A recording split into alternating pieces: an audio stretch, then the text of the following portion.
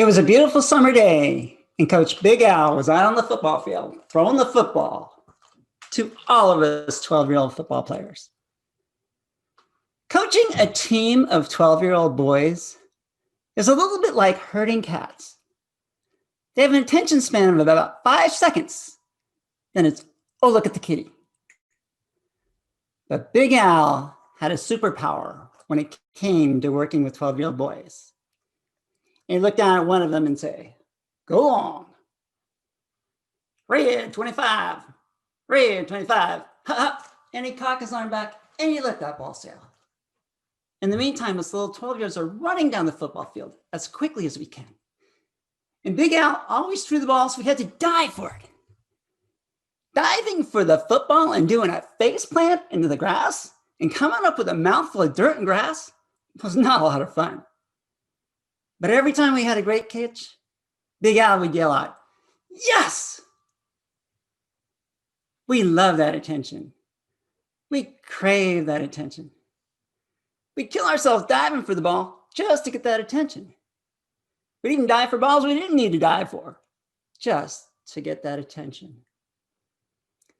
Imagine a coach that never yelled at you. He said, Ryan, get down and do 10 push-ups. You should have caught that ball. And I do my 10 push-ups. This had a wonderful psychological effect. The coach isn't yelling at me. He's teaching me not to make mistakes, and he's building up my body. Madam Toastmaster, fellow Toastmasters, did you ever have a Big Al in your life? Did you ever have a teacher, leader, or coach who saw the potential in you and tried to draw it out? Big Al was 5'6", my height, 240 pounds, and solid as an ox. And he looked like a big Winnie the Pooh with a whistle. After throwing the ball around to us, Big Al would tuck the ball under his arms and begin running around on the football field in circles. And all of his 12-year-olds would try to tackle him. And he'd be hauling 6 or 7 of us across the football field. Big Al was the big brother all of us 12-year-olds dreamed about. Who was the Big Al in your life? Who was the teacher, leader, or coach who knew that to get the very best out of you, they had to make it fun? Well, Big Al brought out the very best in all of his 12-year-olds. And it wasn't long before we were heading towards the championships. That game was intense. It was like a big seesaw. They'd score, we'd score, they'd score. Who's going to win? With 2 minutes left on the clock, we were ahead by 2 points. And I found myself the lone defender between their running back with the ball and our end zone. I put my head down and started running towards him.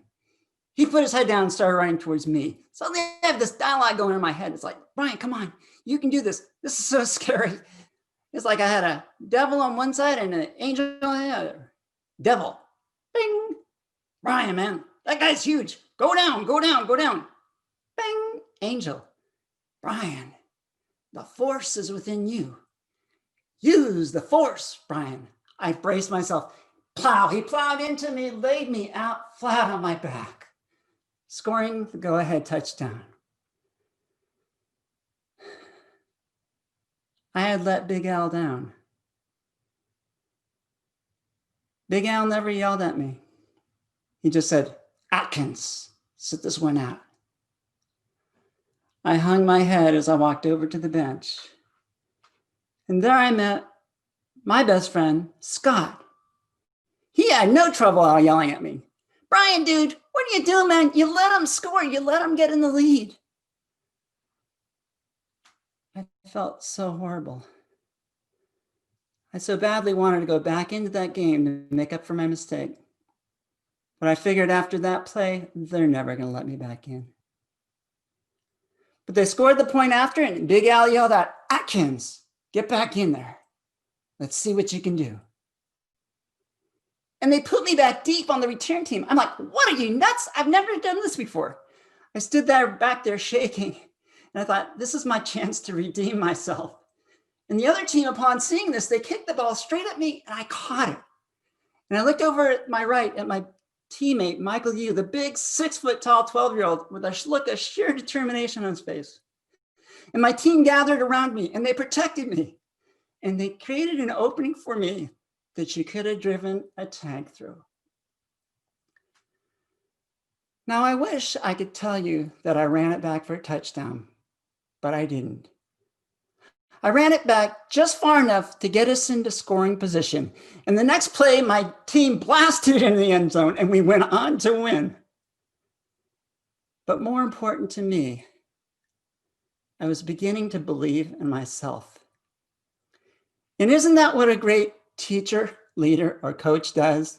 They look around for opportunities for you to succeed, and they push you out there, and you go out there, and you get knocked down. And they help pick you back up, and they push you out there, and you go out there, and you get knocked down. And they keep doing this over and over until you begin to see the potential that is within you. And you have a breakthrough.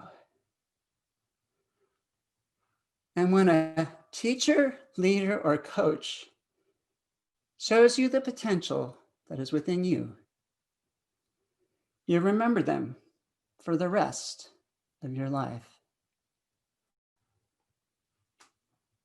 It's been 48 years since I played for Big Al, and it seems like it was yesterday.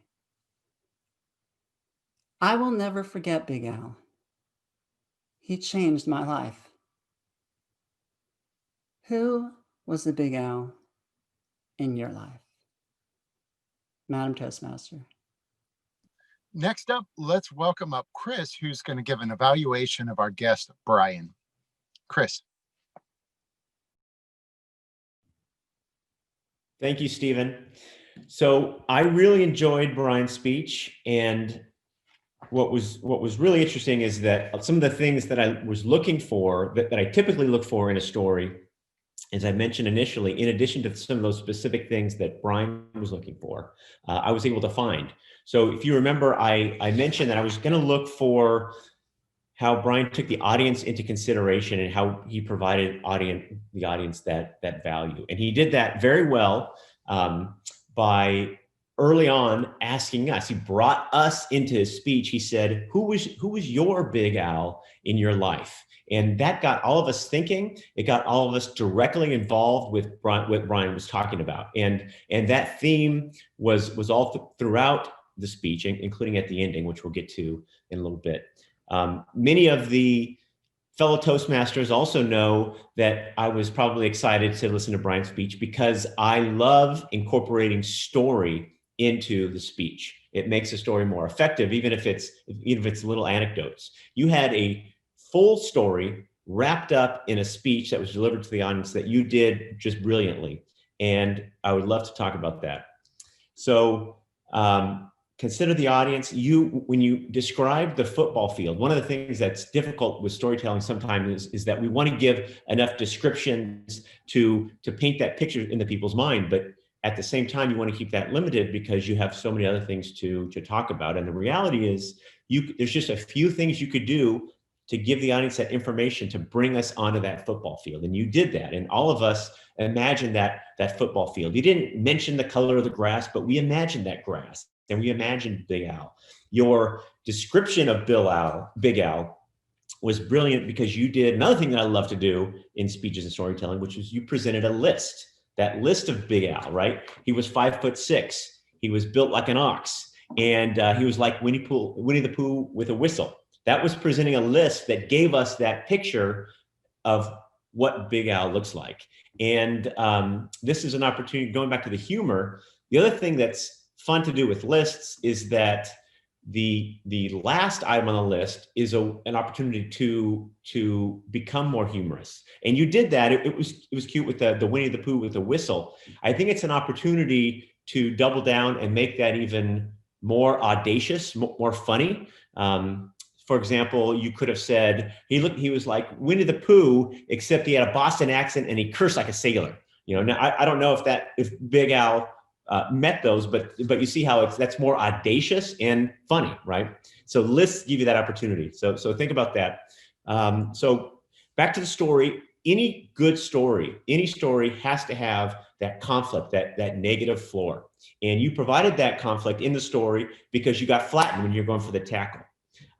One thing to think about to make that even better, which it was great, but how could you improve to make it more of a surprise, to sort of violate our expectation? Make us think that you're confident and you're going to go in for that tackle, but then you got flattened because he was twice your size. But it was great, great negative floor. And then, of course, the ending. You had that opportunity where you caught the ball, your team helped you, you ran it all the way down. You had that insight from that conflict to an insight from Big Al and from your teams to catch the ball and go down. And you know what? That completely changed your life. And so another part of the story, that conflict changes. It changes your life.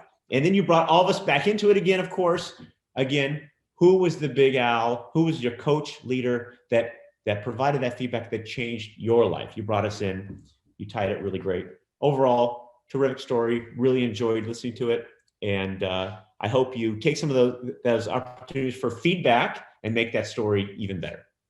Back to you, Mr. General Evaluator.